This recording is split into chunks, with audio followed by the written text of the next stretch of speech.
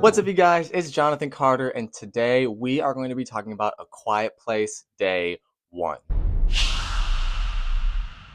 A Quiet Place Day 1 is the newest entry in the A Quiet Place series. This film is a prequel to A Quiet Place and A Quiet Place 2. It stars Joseph Quinn from Stranger Things Season 4 fame, and Lupita Nyong'o. I don't think I'm pronouncing that right, but she is an Oscar winner, amazing actress. She was in Jordan Peele's Us, the Black Panther film. The big twist, the whole premise with A Quiet Place Day 1, besides it being a prequel to the other movies, is instead of it taking place in a rural, isolated area, this film takes place in New York City, one of the busiest, loudest cities in the world. So already right off the bat, you have a very, very interesting premise here. These monsters that hunt things off of sound, right? They're totally blind, and you put them in the busiest city in the world, right? So the other two movies took place with minimal people, no sound, woods. No, this film is, you are smack dab in the middle of everything. People, noise, all of that. So it already separates itself, creates this very interesting premise just from its main central idea.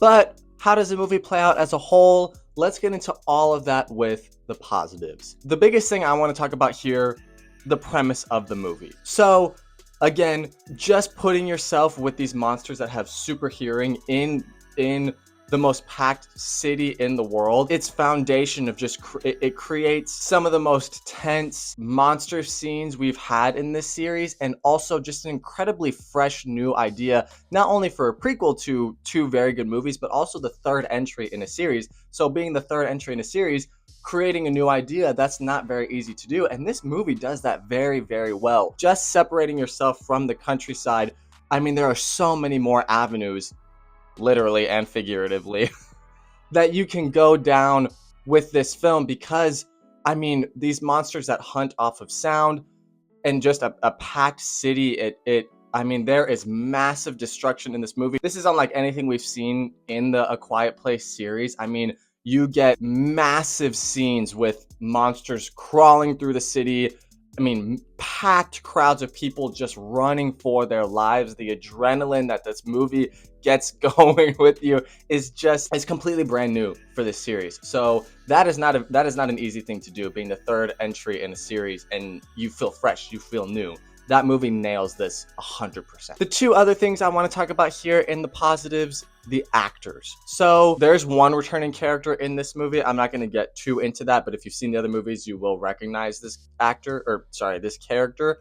But Joseph Quinn and Lupita Nyong'o, sorry for butchering that. I mean, they are just at the top of their game here in this movie. Joseph Quinn is a rising star off of Stranger Things Season 4. He's also going to be the Human Torch in the upcoming Fantastic Four MCU reboot, which I'm super excited for. It seems like now Joseph Quinn can get any movie, any script that he wants. He is a rising star. Honestly, from watching Stranger Things, this is where I thought Joe Keery was going to go acting-wise, but it seems like Joseph Quinn has stepped in and he's going to be everywhere in the next couple of years. Like, he is a rising star. So what the actors do with the script and the level of emotion that they bring to the story. So I'm not going to get into spoilers, but we don't know much about Joseph Quinn's character here. It's left kind of ambiguous. But Lupita Nyong'o, her character, she is the main character. You get to know a lot about her, obviously being the main character. Again, I'm not going to get into spoilers. I don't want to give anything away, but where her character is at the beginning of this story creates a very emotional plot, character arc, through line for her, and she plays that to a fantastic degree. There are parts in this script, in the story, that really make you feel the weight of where her character is and how hard life can be, and just how people deal with very difficult things in life. It is explored here pretty nicely. Moving us into the mixed category, getting into that emotion, it does work for our main character here, but the script as a whole compared to the other two movies doesn't feel as emotional character building. With the other two movies, A Quiet Place and A Quiet Place Part 2, you have this family dynamic that builds and plays here and is on display in those movies very evidently, very like in the forefront. That's kind of lacking here. For me, I could tell that this script was written by somebody else. It does feel a little disjointed and removed from the other Quiet Place movies. I don't think the characterization is as strong in this movie as it is in the main series. And it's very hard with a movie with the premise of it being, you have to be quiet, these monster aliens are hunting you.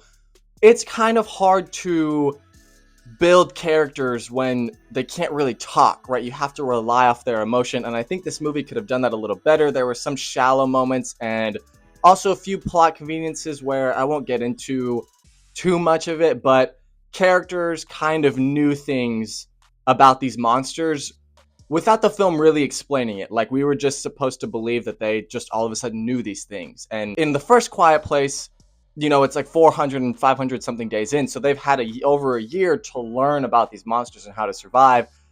This movie doesn't really have that. They just somehow know. Bringing us into the negatives, as a prequel, this film didn't really do anything for me. If you're, again, I'm not gonna get into spoilers, I've said it like 16 times. If you're hoping for a prequel that explains the origins of the monsters or kind of delves into that a little more, you're not gonna get that here. This feels very much like it could have taken place alongside the other two A Quiet Place films. Besides seeing these aliens crash land in New York and destroy the city, and it's their first day here and people are figuring things out about them, that's really all it gets into for a prequel. And we kind of saw that in A Quiet Place 2, their crash landing. I mean, it was like upstate New York, so it was not nearly the same as New York City, but I mean, it's kind of the same thing. This movie doesn't delve into the lore of these monsters at all. I was kind of hoping, I mean, we're 3 entries in. I was kind of hoping to learn a little more about the monsters at this point. The film does not explore that at all. Also, that being said, the hardest thing about a prequel is creating a interesting story without using the knowledge of later films. So by that, I mean, by the end of A Quiet Place and into A Quiet Place Part 2, they know that they can use sound to affect the monsters, right? To fight back. We don't know that here in this prequel. So there's this part of the monsters, there's this way to fight back that I wish we had explored more, like maybe going into A Quiet Place Part 3, if that's going to be a thing. That is just not a plot line here because it's a prequel and these characters don't know that. So this movie kind of takes away a very big part of the monsters, the lore, and it doesn't explore that at all. And that's a pretty big chunk missing from this movie. When you have a way to fight back with these aliens, or the audience knows these things, and then because it's a prequel that doesn't exist, and it didn't create anything new. It just kind of devolves into being a little unnecessary and kind of lifeless. With that being said, it's also kind of difficult when the audience knows things in the series that the characters don't, but the movie wants to explore those things like the audience doesn't know them. It can be a little bit boring of a watch. My biggest example of this, if you are a Walking Dead fan, when Fear the Walking Dead came out, the first episode explored things that the audience of The Walking Dead already knew, and so it kind of felt like we were just wasting our time. This movie kind of feels like that. So, like, okay, yeah, we know that you have to be quiet with these monsters and you have to sneak around them. Okay, like, we wait for the audience to figure that out, and you're like, yeah, like, we have known that for 2 movies now going into this third one. Other than that, a lot of the tense monster scenes don't feel as tight or inventive as the other movies, and that's saying something when you have this premise of being in the busiest city in the world, and your other movies are not that, but they somehow have more tension. Wrapping this one up, for me, A Quiet Place Day 1 feels very unnecessary. If you are going to watch a Quiet Place movie, watch the first two. I think the smartest thing this franchise can do is just kind of ignore this entry and just move on with A Quiet Place Part 3. Bring John Krasinski back as writer-director, bring the family back. I'm more interested in that, and I don't need to see these characters again. I don't need to see this story explored. I was hoping to be a little more positive on this one, but I just really didn't enjoy it all that much. So all that being said, I'm going to give A Quiet Place Day 1 a 5.5 out of 10. So there are my thoughts on A Quiet Place Day 1. Let me know your thoughts on the movie if you've seen it. Let me know your thoughts on my review in the comments. Did you love it? Did you hate it? Do you agree? Do you disagree? Thank you guys so much for watching. Please be sure to like and subscribe. That would really, really help me out a lot. And as always, I will see you all on the next one.